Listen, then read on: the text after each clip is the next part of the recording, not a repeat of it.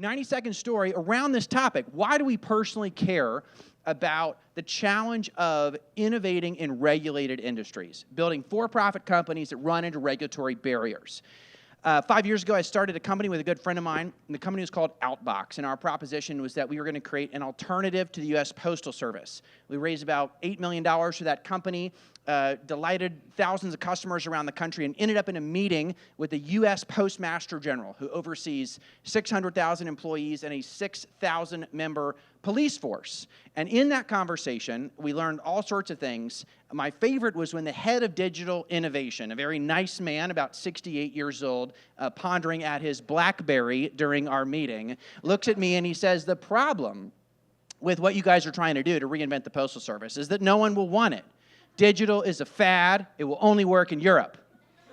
So that was my encounter with regulators. My co-founder and I got in the elevator, and over those 7 floors down from L'Enfant Plaza, the head of the Postal Service really saw our business flash in front of our eyes. And that was my experience with what does it mean to be someone that cares about the future of this country, that wants to build for-profit companies to hopefully delight people and create equity value, while you run into crazy, irrational, old regulators that have a lot of power and, in some cases, the ability to shut down what you're trying to do. That was one of my entrees into this conversation we get to have a little encounter around tonight, and I left a little bit despondent and excited for this conversation tonight. All right, so in the spirit of storytelling, love to go down the line and hear either your own story or one of your favorite stories around this topic of why you care about innovation in regulated industries. Kick it off. Is this check one? Try check. Bears. The Bears. I might have to use this. So again, my name is David Hurd. I'm CEO and founder of a movement in San Antonio called TechBlock, and we work across all levels of government to represent the interests of the IT industry in San Antonio. But we launched because of rideshare regulation. And it was about a year and a half ago, San Antonio was in a position that Austin is in right now. Our city council, in all their wisdom, had decided to mandate mandatory fingerprinting. Uber pulled out. They said they would, and they did. So did Lyft. And we went through about a 6-month period without any rideshare services. Those of you in Austin know that San Antonio is not as known for tech as Austin. So the CEOs of various tech companies came together, and the theme was consistent. We have enough of a rock to push up a hill in San Antonio to establish ourselves as a magnet for tech talent.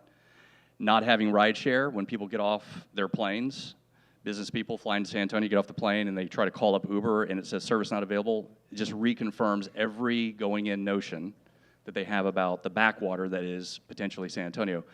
So we thought we didn't know what to do. But what we realized was that the taxi unions had a voice down at City Hall and had had a voice for decades, and they were really good at using it, and the tech industry had none. And we were most of the growth from a job standpoint and prosperous economic growth story standpoint. But our voice was not down at City Hall. So we said, well, let's throw a small rally at a place like this.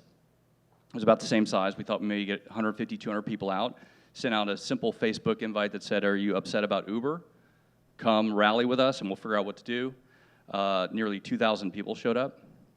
They ran out of beer.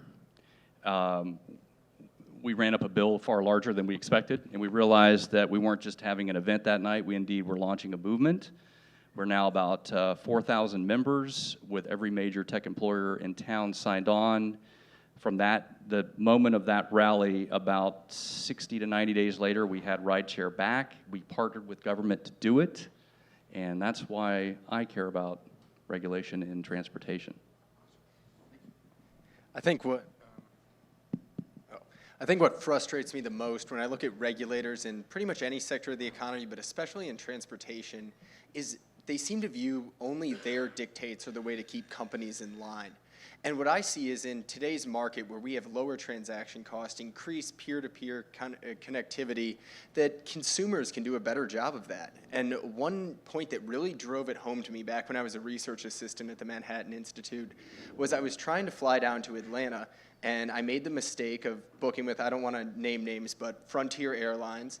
And it took about 6 hours of me sitting at the airport where they kept saying every 10 minutes, oh no, it's gonna be 10 minutes late, it's coming soon. So I vented my frustration on Twitter, and I learned that when you complain, you get your way, and Frontier refunded my flight and paid for a flight that I used down to Mexico later that year. So what it shows, though, is that a few decades ago, consumers didn't have that much power. But now we are able to control information and control the narrative and hold companies accountable. Yet it frustrates me that regulators throughout, again, all sectors of the economy, but I think especially in the transportation sector, seem to not be able to grasp this reality.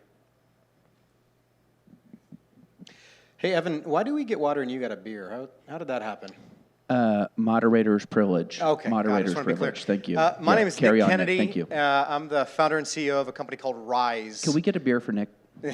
Thanks, Evan. Thank you. You're not flying later, are you? I'm not flying. I'm not a pilot. I don't know anything about planes, but we have great pilots, mechanics, everybody else take good care of you. We are not an airline, just to be very clear. We are an air transportation company. We do fly private planes currently between Dallas, Austin, and Houston, San Antonio next week, 20 more cities in the next 2 years, so we're growing very rapidly. Here's my story. It's very fascinating, right? So if you want to read about regulation in aviation, go read a book called Hard Landings. It talks a lot about Southwest Airlines. A lot of the regulations are going. Am I done? Nope. Keep going? Mistake, sorry. Okay. He's done. Okay. So I was well aware, I don't come from the aviation background. My last business was a startup company in the oncology space. Before that, I was check-in kiosk. But I was so frustrated because I'd gathered 2 million miles on American Airlines over the course of 10 years that I wanted to go do something different, right? So I'd sold a company to a billionaire. I got to ride on his G550. I really enjoyed that experience. And I thought, hey, this will allow me to be who I'm supposed to be, right, as a executive, and also who I'm supposed to be as a dad, father, husband, friend, part of my community, right? A private plane takes away the getting there 2 hours ahead of time. It takes away the 30-minute getting off the plane. In our world, our members pay a flat rate, about $2,000 a month. They get to fly unlimited on our planes, unscheduled flights within our cities. When they land, a car is waiting for them, a rental car 15 feet from the plane, and they get to go do their business. Have breakfast with your family, go do business in another city, be back in time for soccer practice. I went up to Washington, D.C. because I'd read all these stories about the regulation, right? What's happened through consolidation in aviation has happened because of regulations. I mean, they shut down every kind of regional airline you could imagine back in the 80s, specifically so they could buy them on the cheap. And I can point you to the regulations down to the weights of planes and how you'd regulate those things. So I took the opposite approach, not knowing anything. I flew up to Washington, D.C., and I got a meeting with the Department of Transportation. And I sat down with the head regulator, and I walked into the room, and there were 12 bureaucrats sitting across the table from me. And I turned to my attorney, and I said, what did we do? What happened? And she said, you're the equivalent of the two-headed snake at the state fair. Like no one actually walks up here and asks them of their opinion, kind of presents how we've looked at the regulations. I spent $50,000 on attorneys getting the right to go do what we want to go do. And what was fascinating about the meeting is after 2 hours of having a discussion with them, they said to me, now am I done? They said to me, hey, look, we want you to be successful. We want some disruption in the aviation space. Our hands are tied by lobbyists. Grandma buys a ticket for $200. By the time she's done with baggage fees, change fees, everything else, it's a $350 ticket. So we wish you the best of luck. So I thought I was going to take the exact opposite approach. Now, they haven't been supportive or unsupportive since then, but it was clearly a different experience than what I thought was going to happen. And probably that's because flying commercial is one of the worst things you can do besides getting your teeth pulled or paying your taxes. Hi, I'm Eli Dorado. I'm a research fellow at the Mercatus Center at George Mason University, and I run its technology policy program. And I've done a lot of work the last couple of years on commercial drones, and in the last year, I've gotten really interested in supersonic flight and bringing back supersonic flight. My motto is "Make America Boom Again." Like it. Okay, all right. Dad joke. Yeah, it's like the worst, right? And the reason I say bring it back and boom again is because we actually had it. The FAA has not always hated supersonic flight, and my story is that actually in 1964, in the 60s, the FAA was in charge of a big supersonic project, and they had a big budget to make a U.S. supersonic jetliner that would compete with the Concorde. And in 1964, they subjected the citizens of Oklahoma City for 6 months to about 8 sonic booms a day. Like, they literally experimented on humans, which is something that the government, doesn't really do anymore. And these were like loud, really loud sonic booms, like 105 decibels is what I've seen. And then in a short time later, after the program got canceled, the jetliner program got canceled in 1971. Within a year and a half or so of that, in 1973, the FAA completely banned supersonic flight over land. So irrespective of the amount of the boom that you create, it could be whisper quiet and it would still be illegal. So I just think that's like really crazy, and we should have a noise standard for what is an acceptable noise. If the FAA is allowed to experiment on humans with sonic booms, then just completely ban it. 7 years later, that's crazy, and we shouldn't do that. And we should allow people to fly faster than the speed of sound again. Well, those are awesome. Thank you, guys. Let me put this to, I think David and Nick in certain ways have overcome battles, at least for right now. So let me just put this to Eli and Jared. To just fully drive home the argument that we should really care about this as a subject, what's on the top of your list of products that, but for regulation, we would have today, or major areas where consumers' lives would be dramatically benefited if we did not have a regulatory structure as we do? Jared, you want to start, and then Eli pick up? Is your wireless word or no? No. So I got to use this. Or testing. No. Yeah, I think one of the main areas we see is similar to transportation. Healthcare is a very heavily regulated industry. I mean, going through agencies like the FDA and then dealing with research that comes out of the CDC and places like that, you see that healthcare, we're not seeing the same level of innovation that we've seen in other industries. And I think this shows that when entrepreneurs, let's say a decade ago, when the internet was really still just in the world of bits, as a lot of people say, rather than in the world of atoms, it wasn't running into regulatory hurdles. But once you started taking some relatively old technologies, like with ride sharing, GPS, and smartphones, those aren't anything groundbreaking, they had already existed, but applying them to an existing industry that was heavily regulated, that's where you see the pushback, because you start to run into all the various established interests that don't want change. So I think you're going to see countless industries, healthcare being what I would call the main one, but also finance, where they're heavily regulated and they're ripe for disruption. Okay, so what comes to mind for you on how do you make the case that this is a big issue? Like why should the general population, why should general Americans, voters, consumers care? Is it an order of magnitude? Is it a few percent? How big of an issue is this? It really depends. I don't know what the future is going to look like, but all I know is the amount of money we're spending on healthcare right now, specifically with programs like Medicare, Medicaid. If you look at any of your premiums right now in your healthcare plans, I'm sure you would agree with me on this. But in just saving money, but also saving lives, we have a chance for individualized medicine. But the FDA, similar to countless other regulators, is stuck in really a 20th century mindset. I mean, the FDA is built around the idea of when penicillin was first created. You can't have these mass, randomly controlled trials when everyone's medicine is going to be different based on their genetic structure. But again, I think this shows a lot of similarities in countless industries where regulators myopically focus on one way they were doing something and ignore the potential benefits that could come. Yeah. So it's our job, people who are trying to innovate or protect innovators' right to do so, to really make these benefits clear. Live longer, save money. That sounds like a good deal to me. Yeah. Eli, let's hear your case, sir.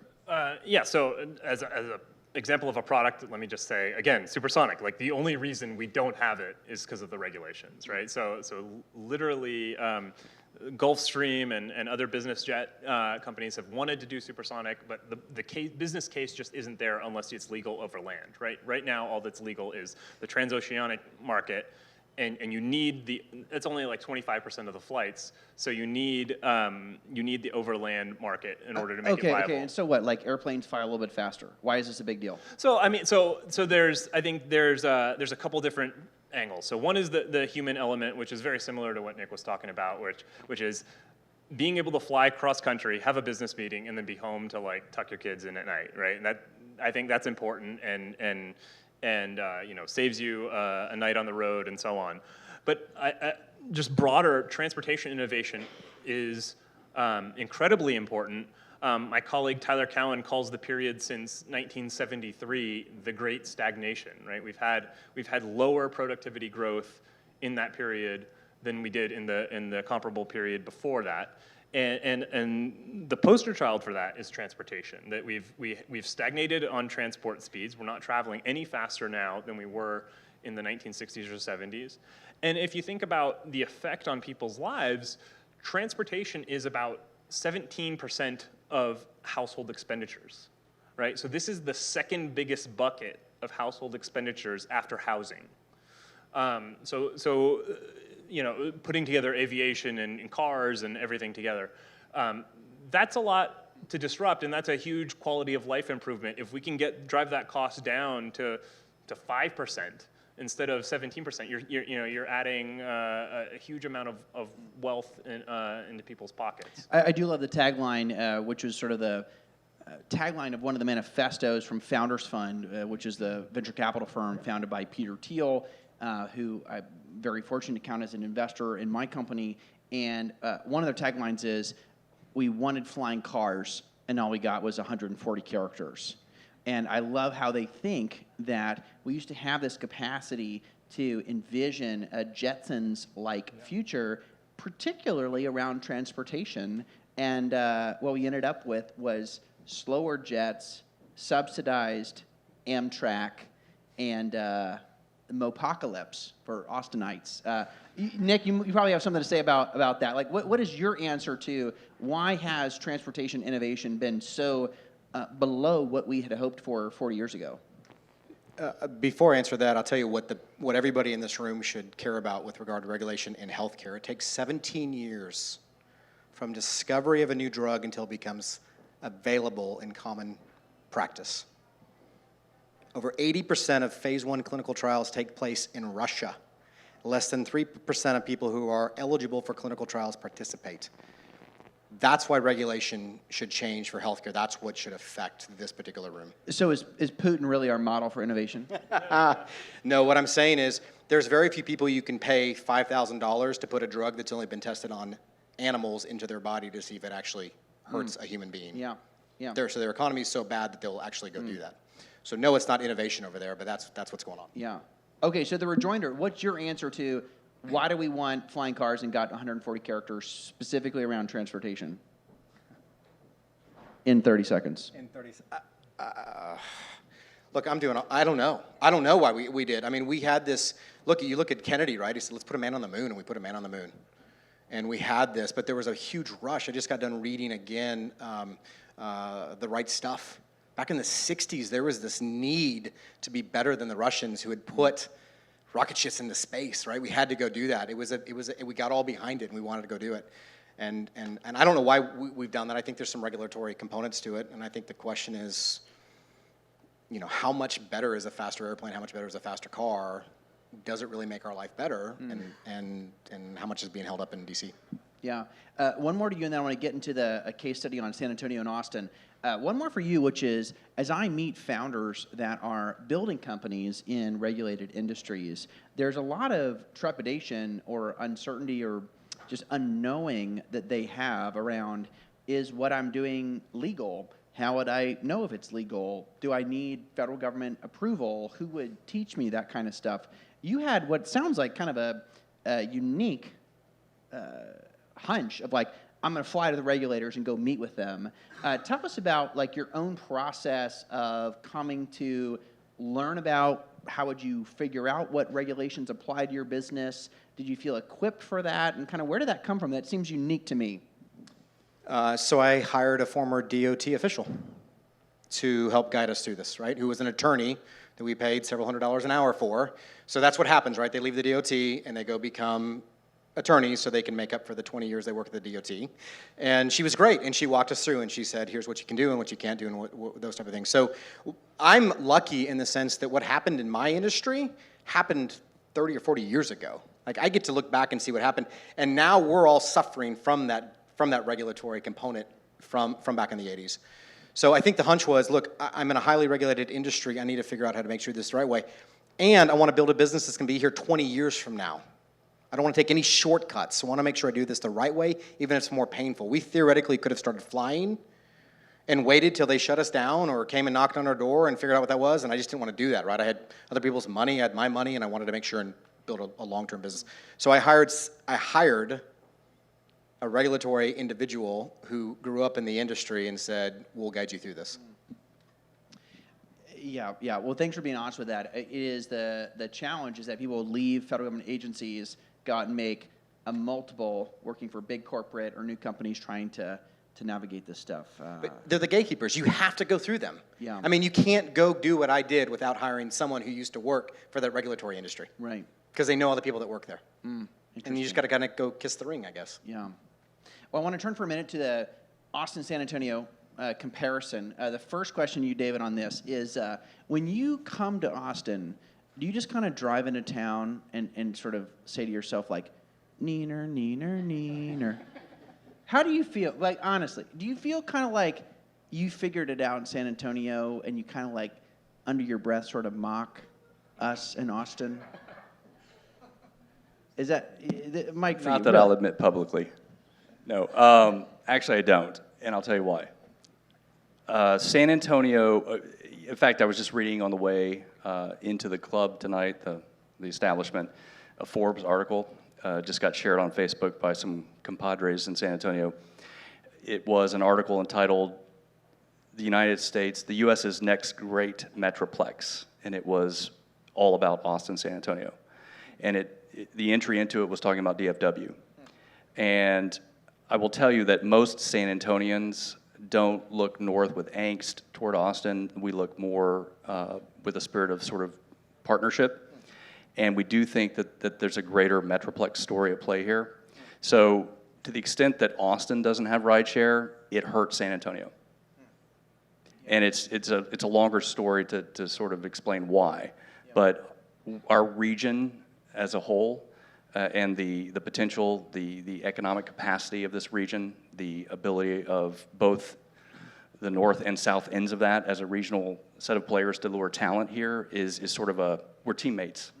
And so I think we need rideshare up and down 35, and we need rail between the two cities. We need transportation innovation and investment between our two communities to be enhanced, not sort of celebrated that one has one thing and the other doesn't. Well, curious for your take on, I saw two reactions in Austin around Prop 1, and if there's dissenting opinions, you can boo or hiss or raise questions later.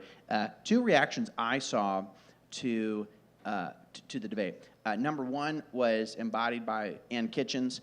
Ann, are you here? No, thank you. Country Club Martinis, where are you, Ann, right now? Okay.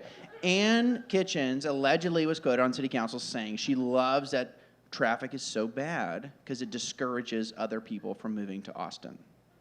Okay, so to me, that's the emblematic representation of this sort of weird old guard liberalism in Austin, which actually believes that like limited, incompetent government is actually the way to keep Austin how they want it to be. Now that's peculiar and weird, but I had a sense that that exists. So let me set that aside.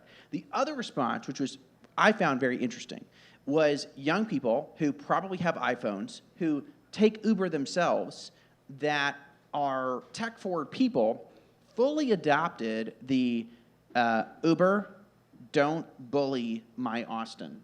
They made Uber the corporate establishment entity, and on the other hand, lifted up the taxis, any of a sense of nonprofit or other rideshare companies that aren't even existing yet. This weird kind of like libertarian, anti-corporate, local is better, tech forward, we're going to find our own way thing that I've never seen anywhere before. What's your diagnosis of that kind of response to Uber's effort in Austin?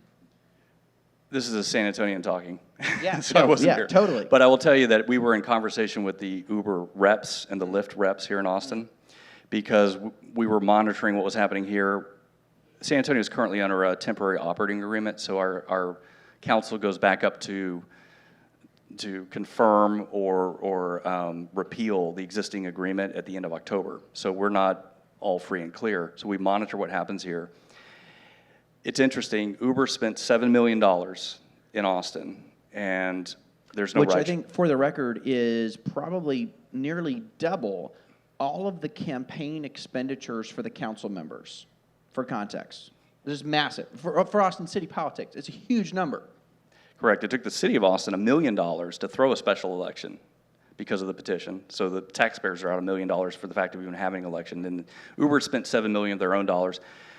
We solved rideshare in San Antonio. Uber gave us not a penny. It was a grassroots movement. We just went down to City Hall and started having meetings and representing our interests as a tech industry.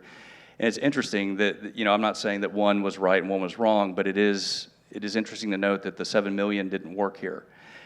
Uber, what I understand from the Uber officials was they felt comfortable going for a special election because rideshare had such an amazingly positive, when they would do surveys on rideshare usage and adoption, Austin was off the charts. So they felt like, we'll just go straight to the voters, city council won't matter, we'll get this passed.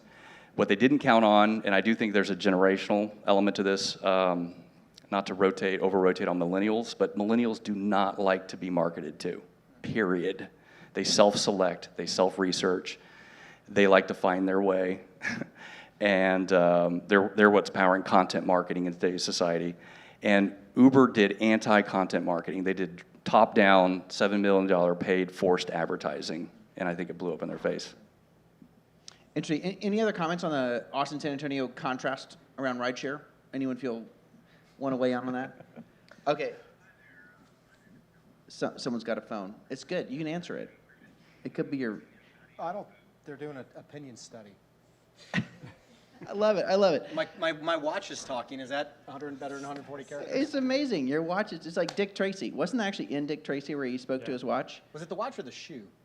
I don't know. I wasn't actually alive then. Anyway, well, one thing I want to turn to is, on the one hand, a lot of what we're talking about sounds self-evident. Like, of course we love better technology. Of course we love lowering transportation costs. Like, who is not for this thing? But there's massive roadblocks. So let's just kind of like name enemies as they are. Love to hear from you guys. Who are the enemies? Who are the people that the organizations, individual people, you can name them by first name if you want. No. Who are the enemies here? Who are the roadblocks to what feels like a self-evident case for innovation? Anyone, Jerry, you want to talk on that? David Whale, who's the administrator of the Department of Labor's Wage and Hour Division, with ride sharing specifically. Wow, real specific. Yes. Dave, yes. David, No, are he's you not in the here, audience? What he's been trying to do is implement an agenda that makes it harder to work for yourself. They see the rise of people with 1099 incomes working as independent contractors, and as most of you know, under federal labor law, if you're an independent contractor, you can't collectively bargain. You can't join unions. And when less than 5% of young people are members of unions, the lowest on record, they see that as a big threat. So when you're trying to innovate, and what I see is central to innovation that drives ride sharing and all over the economy, is a lowering of searching, transaction costs, anything you want to call it. It's easier to find people who can provide what you want and to find people who want what you have. So this has allowed people to work for themselves, yet the Department of Labor is taking specific steps, especially at their wage and hour division, to try to limit this and really take away the flexible work that, speaking of millennials, 2/3 want to work for themselves at some point. Like, they grew up now telecommuting, being able to call in and say, you know what, I'm going to work from home today. All these things are going to change if we keep trying to codify the 1950s model of work or the 1950s model of transportation. The idea that we need to go back in time to when it was all good is what permeates a lot of government agencies. Let's just assume for a minute. Let's give David, right? Yes, Okay. correct. Let's give David the benefit of the doubt. It's 4:57 and he's leaving his office on Constitution Avenue. And short sleeve dress shirt, bad gray suit, nice bureaucrat. Slip on tie. I did not say that. He's driving home and he feels good about what he did that day. Like, help us understand, like, I don't actually think David's an evil person. Like, give the charitable case for what's going through the mind of a regulator such that they really feel like they're serving the country in the best way by fighting for something like this. Well, I feel like I'm kind of in his mind because back when he was an academic, he wrote a book called The Fissured Workplace. And what he argues is that the movement away from a centralized employment model makes it harder for government to control and enforce all the benefits that he thinks workers should get. So he does mean well. He's not an evil person by any means. But if we're talking about an enemy of innovation, wanting to go back to the days where everyone had a boss, everyone punched a time card, I mean, that's not what I want. I love my boss, but my goal is to not have one. Right. It's the idea that bringing us back, and you see this with a lot of the rhetoric on the campaign trail, that the good old days were what we want. And we've seen this now with transportation, where flights, I think, reading Eli's research, planes have actually gotten like slower over time. Yeah. I mean, that's something I'm not fine with, where if you, like, imagine applying Moore's law to something outside of technology, or even just a general slope upwards. That's what I'd like to see. Eli, what's your take on this? Who are the enemies, and how do you charitably assess their worldview? Yeah, no, I think that's a great question, and I guess I would say the FAA broadly, and I think they actually are trying to do a good job, and they think of themselves as a safety agency, right? And so they put safety über alles, right? Like you cannot have any trade-offs against safety at all. And in fact, it has worked, right? Like last year, the safest place to be in America was on a commercial plane traveling in the air. Nobody died, right? The whole year. Everybody knock on. Yeah, right. I'm Knock flying on your tomorrow, table, so let's hope.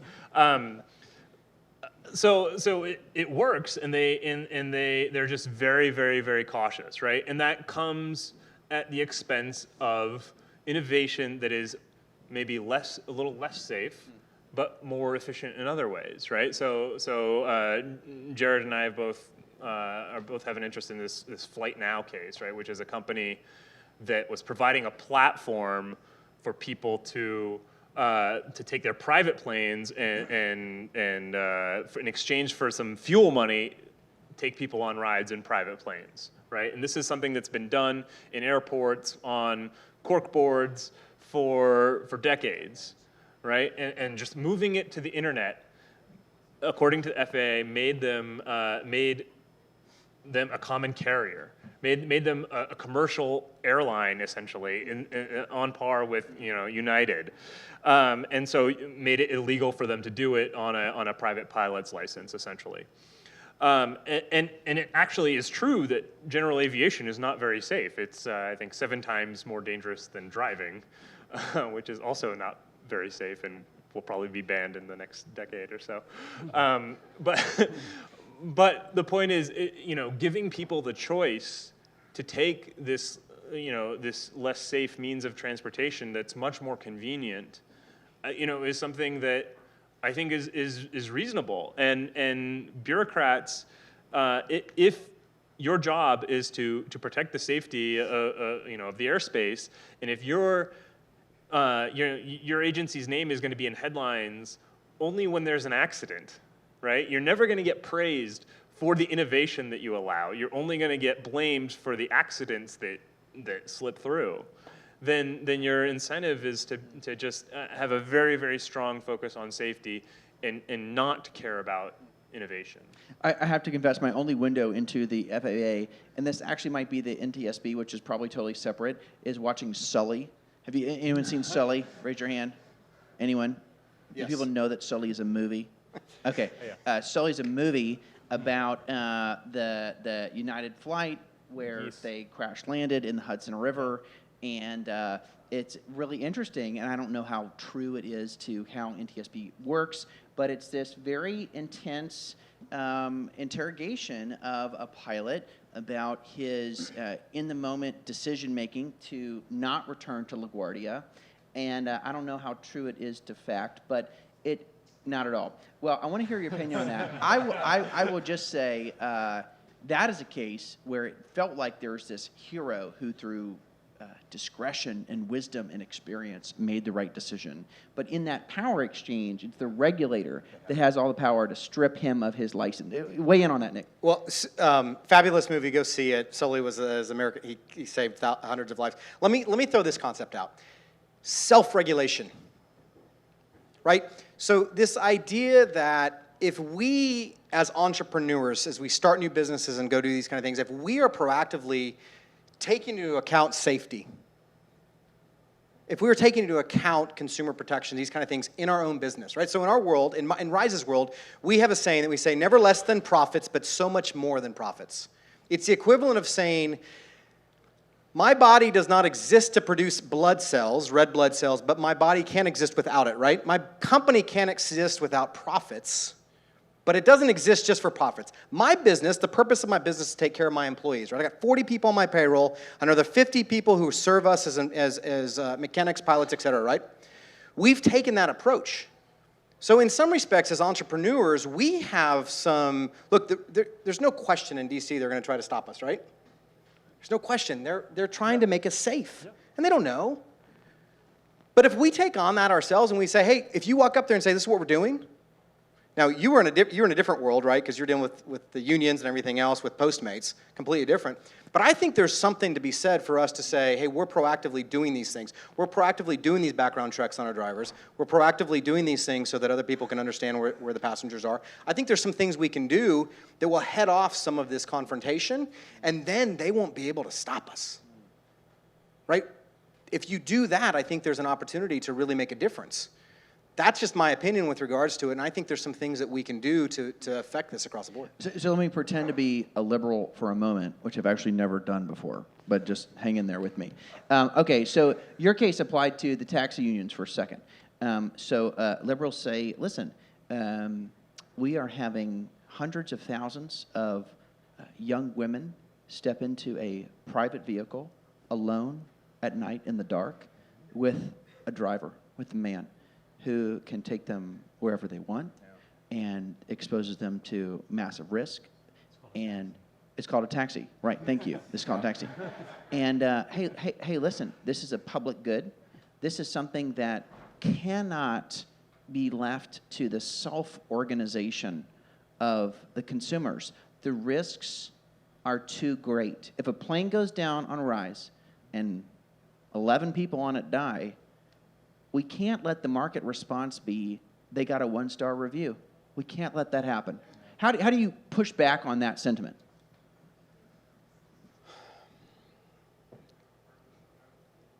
You've got so with regards to taxi, right? So I've got a wife and a young daughter, and honestly, it is when I started using Uber years ago.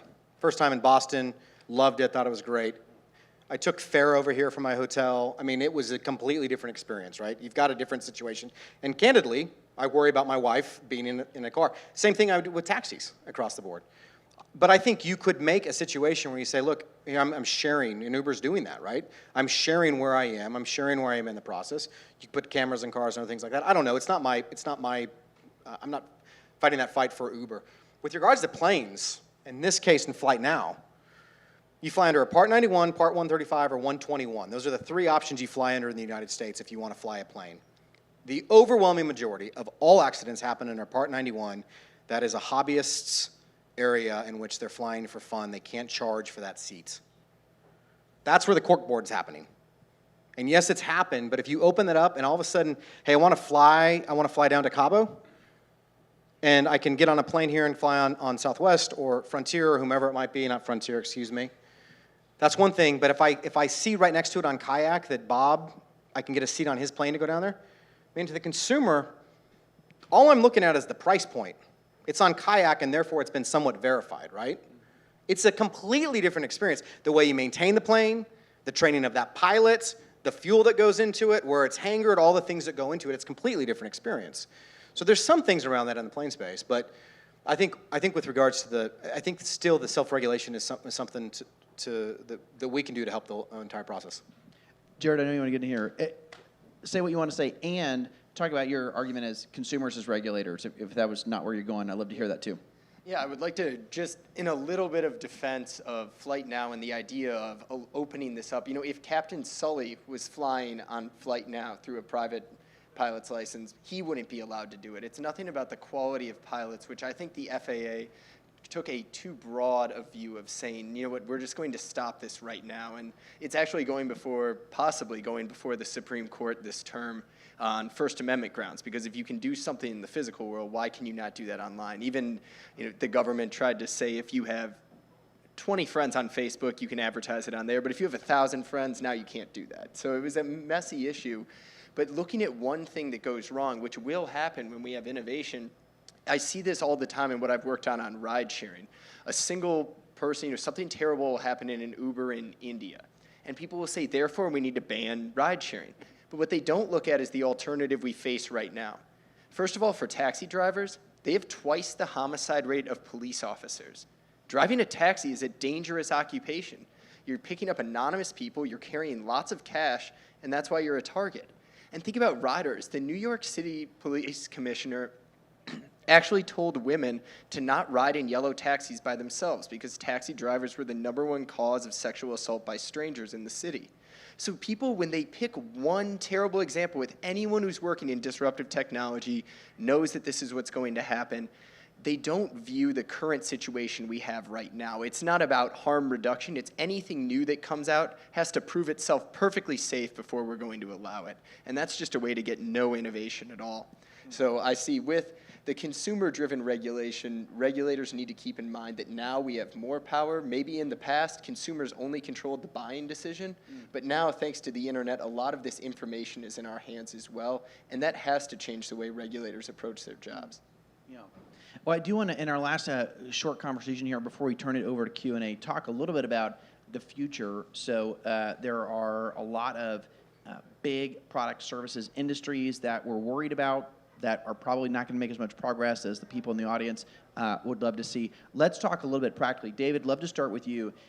What have you learned from a San Antonio-Austin juxtaposition, your lessons in the sort of accidental 50x of the turnout of what you had? Seems like grassroots was really strong. People actually organized and really cared about it, and that strategy, which actually cost a lot less money than the Austin strategy, really worked to side on the pro-innovation side of things. So as you think about issues in Austin or around the country, what's a lesson from your experience? Well, I think we just, whoever made the point earlier that FAA is about safety, you have to think about how these people get graded. Nobody walks into a regulator's office and says, thank you for this amazingly innovative thing that happened today that you allowed. But if something goes wrong and people die, they get hammered. So in San Antonio, what we did was we basically upped the price of being against rideshare if you're on city council by organizing a bunch of voters and showing them that the taxi union wasn't the only voice. Just from an microeconomic standpoint, I guess, at some level. But I think globally, innovation tends to win out in the long term. The global trends, I think 2005 was the peak of miles driven in the United States. Every year since, it's gone down. In 1978, 80% of people under 25 had driver's licenses. Now it's about 65%. So over time, in the long run, these things kind of take care of themselves, but as Kane said, in the long run, we're all dead. So in the short term, I think it's back to what Nick said, which is self-regulation. And another way to put this is we look at it like innovation doesn't have to stop at product development. You should innovate across your entire business model. And if you look out and you realize that I have a certain cost of goods sold as part of my business model, cost of sales, I also have a regulatory environment potentially. Just bake that in and innovate your entire solution and your model around solving for that. If safety is the #1 way that your regulation environment gets graded, then build safety in so that if you're arguing for supersonic travel, you're actually showing that it's safer than our current situation, if there's a way to do that. I think you just swim with the tide, not against it, as best you can. Maybe we'll just keep marching down the row here. And Jared, let me put this to you.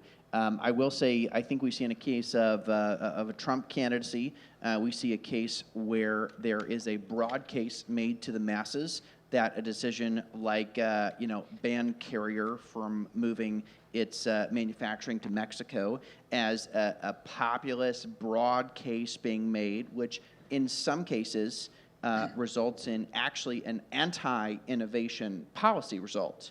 And maybe there's something here, I'd love your comment on this and whatever else you'd like to weigh in on here, around maybe this is for the first time we can make a populist case for innovation. Well, that's what I'm hoping to do. But if you look at it right now, what's winning out is the populist case against innovation. In manufacturing, people bemoan the manufacturing job losses we have. Now only about 7% of U.S. employment works in manufacturing, but we have higher productivity than ever. This is called innovation. That's what we want. Yet people are viewing, again, that you had a job in the 1950s. Now your son or grandson's entitled to that job. I mean, my grandfather worked for Northwest Airlines for his whole career after he got out of the Army. I shouldn't expect that that same thing would be there for me. And frankly, one of the reasons why I'm excited is that young people don't want that. They want to find what they're passionate about. They want to work for themselves. I've heard the terms thrown around like hipster capitalists. If I haven't got a chance to walk around Austin yet, but I know in Brooklyn I saw a pickle shop that just sold pickles for like $7. So that entrepreneur saw a market need, I didn't. And a few blocks down, they had a cereal shop, like $10 for a bowl of cereal. I mean, these guys are geniuses. Millennials want to start businesses. They are not, regardless of what you hear from Bernie Sanders, they are not socialists. I haven't found a single millennial who wants the government to tell Apple how many iPhones to make or what features to put in the iPhone 8. So that's why I think there's going to be a popular uprising in favor of innovation. You kind of have the cranky oldsters, the Trump, Clinton, Sanders, Warren, all saying that this is terrible. I mean, throw Jeff Sessions in there, anyone else you want to. And then you have the millennials, the younger generation, the Cory Booker, Rand Paul, people like that who are saying, no, innovation still is good. That's what drives the economy. It's almost bringing us back to, Bill Clinton 90s, go innovation. That's what it was. So. I'll just point out for the record that you established who will certainly be the next president, either of them, as a cranky oldster. So thank you for another reason to be depressed about this season. Okay, Nick, your take on this. Moving forward to the future, what can we do? To look to the future, you got to look to the past. 1777, the steam engine was created. From AD 0 to 1777, wealth, intelligence, life expectancy stayed the same. That happened, the Industrial Revolution happened, and it shot up. You were going to live less than 40 years on average 200 years ago. So it's really important to look back a couple hundred years and understand how much innovation we've had. We've had a ton. We're pressing, in certain countries, over twice that, 80 years old now. GDP has gone through the roof. So you see those kind of things. The other date to recognize is 1989. 1989, the Berlin Wall fell, Tiananmen Square happened, the internet was created, not by Al Gore. Taylor Swift was born. Baby boomers had more kids and gave everything they wanted to these millennials, and they do want more. They want to understand why they're doing what they're doing, and they want to have a purpose behind it. So a big piece of this, I think, Evan, is to educate people that capitalism has provided more freedom, more education, removed people from poverty than any other thing that's ever come on the face of the earth. And if we educate more, people will be less afraid of it if we do the right things with regard to that. That's my thought on it. Yeah, good word. Eli? So coming at this front as basically a professional libertarian who lives in DC, my career is fighting for freedom for people, and there are two different kinds of fights you can have. One is you can be in like sort of the trench warfare that everybody's clustering to, and you fight hard and you probably lose.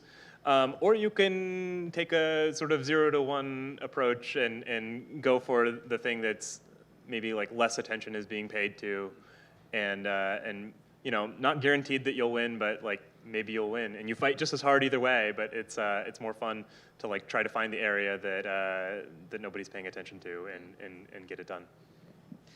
Good word. Well, this panel happens to be in Austin, but I do just want to say that the folks on this panel, we have some Texas representation, but even in that particular case, this is really a case of national notoriety and the rest of the panel, scholars and founders doing really amazing things. So we're super lucky to have them. Okay, we got a few minutes, I think 10 or 15 minutes for some questions from the audience. Do this. We love to practice the one breath rule here, which means that whatever you're going to say should end in a question mark, and your intonation of your voice should go up. So you're asking a question, and it should be in one breath. And if you violate that, we'll happily cut you off. I think this nice gentleman right here has a question. Thank you. Thank you. I wanted to get Eli's perspective on the comment about swimming with the stream, in that if there was innovation in the aviation industry that could advance safety, would there be any other barriers that the FAA would put forward, or would they be all in favor of that?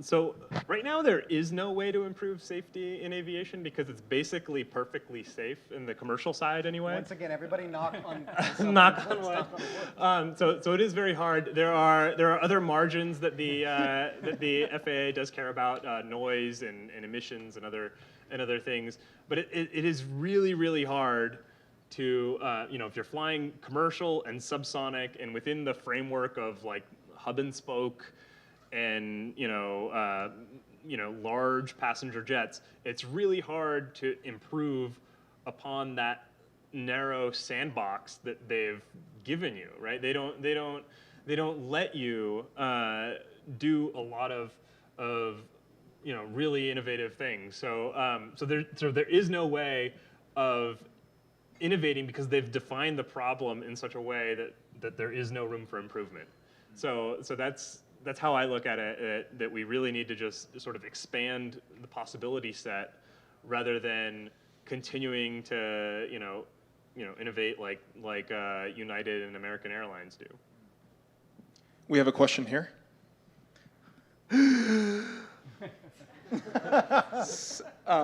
So there are two basic strategies or themes that have emerged tonight from you guys. One seems to be the stake out, just like Eli just said, stake out a territory that nobody's looking at, build a rapidly build constituencies of fans and consumers that love you, and then perhaps lawyer up and gird your loins for a fight later on down the road. But don't talk to the regulators. The second theme or strategy that I've heard tonight is go preemptively and talk to the regulators and try to ingratiate yourself to them. My question is, which do you guys prefer? Which do you think, each of you, which do you think is better? I think you need a product first to really make regulatory change. That's just what I observe. I'll just weigh in with a quick story. In a conversation with Parker Conrad, who was the founder of Zenefits, who went somewhat down in flames over controversies around their regulatory issues. I was chatting with him and I said, well, the story I've always heard about PayPal was that the genius of PayPal was that they only decided to file for state licensing for the money exchange license or something like that. They only did that once the Attorney General of the state sued them, which on the one hand sounds kind of crazy, but is actually sort of genius because the suit did not have any damages. It just said, now it's time to actually file. And so when you think about the compliance costs for startups, it's so insane that it's probably prohibitive to actually do it. And so I think there's something around a kind of a regulatory civil disobedience, which is I will choose to actively break the law long enough to demonstrate product market fit, form the capitalization such that I can afford the compliance. So anyway, I was fleshing this out with Parker, and he was yeah, so that was Elon's strategy at PayPal. And when David Sachs joined PayPal, they were all like, Elon is a total idiot, and this basically really hurt our value in the negotiation with eBay because we were breaking laws everywhere. And then it was David that came in as CEO that saved Zenefits. So I think there's kind of two sides of the story there, but I think that the interesting piece is the regulatory civil disobedience, which says, as a founder, I am actively choosing to break the law because compliance with the law is certain death and regulatory civil disobedience is uncertain death, and I would choose uncertain death any day of the week.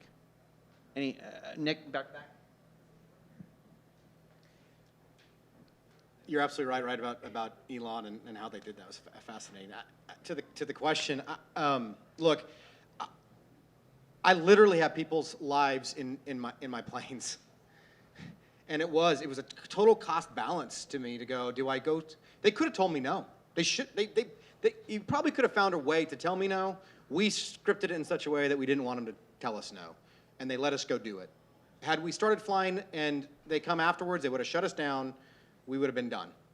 So I made the cost-benefit analysis to say, look, I've got a little bit of capital I want to go spend. I've got to get a product in marketplace. We have flown now over 20,000 members safely on our planes because we went and asked that. Now, I get all their stuff. Now, my industry is different, right? I'm putting people in the air at 20,000, 30,000 feet. One of the rules they have, and there's 1,000 of them, one of the rules they have is called duty time. It's the amount of time a pilot can work during the day. And it starts when they check in at the airport, and it's an hour and a half before they start taking off, and 30 minutes after they land. It's so they don't get tired. It's 14 hours a day is duty time. That's really important that your pilots aren't tired. That's what happened up in Buffalo in that commuter airline that went down in Buffalo. They were tired. They got mixed up. People died. So in my world, I was putting I was not doing a car driving service. I was not trying to be Uber of tacos or whatever crazy stuff's going on. So to me, it was very serious. I've got a family, and I wanted to do it what I thought was the right way. And I looked at the regulations, I talked to the attorneys, and I felt like the rules that were in place, although onerous, were there to provide for safety. And because I'm so much more than profit in my business, it was important to me that as a stakeholder, my members could have a safe environment. In my world, I don't have to fly with 2 pilots. Regulatory-wise, I fly with 2 pilots all the time. Cost me more money, safer. It's a choice we have to make, self-regulation. If we move fast, I think we have time for 2 more questions, so we'll go here first. I think there are folks in Austin's government who think they cannot kill the golden goose that rules the city in recent decades. And so when you contrast Austin to cities like San Antonio and Pittsburgh, do you think that with regard to local government, prosperity might be the enemy in a sense? Can I clarify? Who do you think is the golden goose for the Austin City government? The booming economy, right? They cannot kill what makes Austin rich, right? Things have been going so well, and you tell them, don't make Uber go away, we'll lose jobs. And they're like, we don't care, we don't lose jobs ever here, we're Austin, right? And contrast that with cities that are having harder times and might be more interested in, wow, you really don't seem to be connecting with this question. But I feel like that's an important attitude here, that people just don't take these matters seriously because they think the economy is just gonna be good. I mean, it's an interesting thesis. I think one thing that could echo what you're saying a bit is I do know that in San Antonio, because we felt we were more vulnerable from a talent acquisition and economic development standpoint in tech, that we could not withstand the loss of rideshare or any rapidly adopting innovation, transportation tech that was other cities were rolling out or were rolling out in our competitor cities. So whether Austin felt like, look, there's such momentum here, we can nibble around the edges regulatory-wise and not kill the golden goose, I don't know. But I do know that in San Antonio, there was a huge uprising that caught the mayor and city council completely off guard. And we reframed the entire discussion about rideshare, moving it away from safety to we can't afford to not have it because of economic development concerns. I'll just add that 2 little stories about what I think is kind of 2 interesting impacts of kind of the enlightened liberalism that may be echoed in part of what you're saying is 2 examples for me. So number 1, I'd say, so we say we like to be a city that is thoughtful about how we grow. So we have a very thoughtful and deliberate zoning process. So what is the impact of that? Well, you drive down South Lamar, and you see about 30 shoddily made, funded out of Dallas, 5-story apartment complexes, mixed use, and you kind of say, like, well, why does that happen? I thought Austin was about, like, local, organic, built here in our backyard places. Well, I have a few friends that are developers that would love to do those things. The regulatory and forbearance and ordinance process is so many years long that they cannot literally afford to wait the amount of time to build, like, the local, authentic Austin version. So in that sense, like, our desire to preserve localism actually fails us because it's only the big companies in other markets that are able to finance the development of condos and real estate development like that. So that's kind of one that sticks out to me. I think the other interesting question that Texas has had to face more generally is around how tax incentives do or do not attract the right kinds of companies here. So a lot of Austin's story is we're, like, super excited to give big real estate tax breaks to VMware that's bringing 500 people here to put this big monstrosity condo thing on the lake. And those people are basically answering the telephone for people that are calling to get support at VMware. So we sell ourselves as a city as a story of being a place where technology comes to grow. And this is a friend's phrase, but I think there's something fair to it. Like, there's a risk that Austin becomes America's Bangalore, that we are a place that young people want to come and answer phones and emails for low costs, drink craft beer, do yoga, ride on the trail, make $42,000 a year, and work in tech, but none of the equity value that's been created in Austin is actually here. So I certainly don't have the answers for this. I just think that what we've seen a little bit in some of the policy from the city government is what we pursue as a city and a mayor, we are not achieving the ends that we kind of hoped for. But it's a great question, and I think that's a lot of Austin. Like, you go to the airport, and, like, there's not a Dunkin' Donuts at the airport. Like, we love that. We love that Austin's local. We love that that's cool. Now we have this empirical question, which is, what is the public policy that we can pursue to create a city like that? And I mean, it's a hard answer. All right, final One quick more. question. Going back to the conversation about consumer regulations and cost, we're talking a lot about automated cars. How do you make that into something that is affordable, on mass appeal, when something like the automobile, that innovation had a large government backing with the Eisenhower Highway movement? And without something like that, how does automated vehicles become the next big thing, and how do we innovate around that? Well, if we look, the National Highway Traffic, or NHTSA, and NHTSA is what it's called, National Highway Traffic Safety Administration, they came out with guidance, which isn't supposed to be binding, not final regulations. But what's encouraging is that the agency came out and actually wants driverless cars to happen. So having regulators on the side of things getting better is always a good place to start. And President Obama even wrote an op-ed in the Pittsburgh Tribune, and I don't think it was a chance of why he picked Pittsburgh to write this op-ed about how driverless cars hold so much promise. But what I'm worried about, though, it's not a case right now that it's a problem, but regulators get a view of how they want the future to be. And I mean, I have my own ideas of how I want driverless cars to work. We're all zipping down the road at 500 miles an hour, an inch from each other. No one owns a car. You can hop in and out whenever you want, all these different things. But that might not be how it works. I would prefer, I have a place where I'd like insurance for liability delay, but who knows what's going to happen. So regulators need to constantly fight the, going back to the economist Hayek, the fatal conceit that they can figure out exactly how driverless cars are going to shake out. So I think that's going to be one of the challenges, is when you have different states, which is what the new regulation or the new guidance tried to stop, which was California just running this whole debate. But if you have different policymakers saying, this is what I want, I'm going to put this into place, we need to see what happens with Google competing with Uber, competing with GM, competing with like all these different companies doing their own vision of how they think driverless cars will work.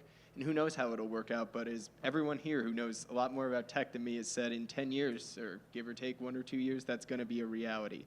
We just don't know exactly how it will look. Just add something quickly. It is interesting, though, that when autonomous vehicles first hit the public airways, the #1 headline from Google and everybody else associated was safety. Look how safe these things are. I think Google ran their first test, and there were 2 accidents, both caused by human-driven cars that hit autonomous cars that were at stoplights. So, I don't think that's a coincidence that they led with safety. I'll just end with 2 quick notes and hand it over to Garrett. If you've not watched the most recent SpaceX 4-minute video on their quest for Mars, I would strongly encourage you to watch it. I think the really interesting point that they make is around price. The ability to lower the price per delivery of a kilo to Mars will change everything. And so Elon's goal is to basically take the cost of delivery of an adult at 80 kilos down to $500,000 will change everything. And so through RISE, the ability to significantly lower the price, it sounds so boring. It sounds like an undergrad economics class, but it just dramatically changes everything. If prices were cut down by 2/3 for private aircraft travel, the number of children that would be reared, marriages saved, new markets launched, interpersonal relationships built, conferences spoken at. I mean, it's kind of incalculable. So price sounds boring, but think a lot about price and go watch that SpaceX video. Last note I'll mention before I hand it over to Garrett is this is a conversation that I feel is often really siloed. There are policymakers, largely in Washington, D.C., but there are even some that are 8 blocks up this street right here. And they don't use the apps. They don't know young people that develop the apps. They don't really have a sense of what's happening on the private sector side. Meanwhile, private sector people have never met an elected official. So whatever side of the aisle or the vocational divide you guys are on, I just encourage you in Austin, as Lincoln and CKI and others host these kinds of events, please come out, bring friends that don't understand this stuff, literally just understanding a little bit about, hey, let's give a good faith understanding to the regulator who just wants to keep everyone safe. And then the regulator says to the founder, like, hey, I understand that you just want to create massive value. Like, if more people believe that, we'd make so much progress. So that's just an invitation to you guys to keep that dialogue going. Come back out to more conversations as they happen under Lincoln, CKI, or other banners. And thanks for being here tonight.